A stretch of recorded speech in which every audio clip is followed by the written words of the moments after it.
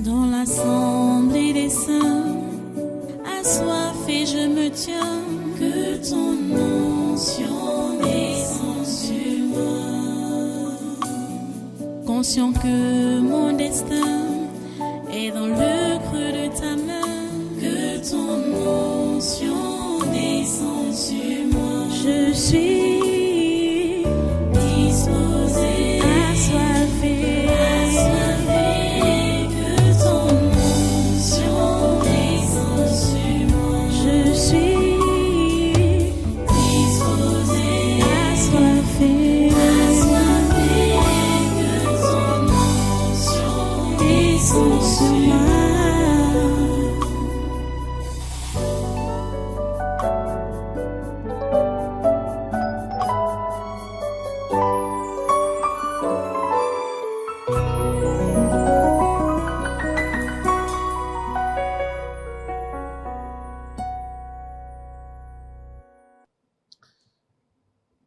Ok, voilà, on est encore dans 1 Corinthiens chapitre 8, verset 1.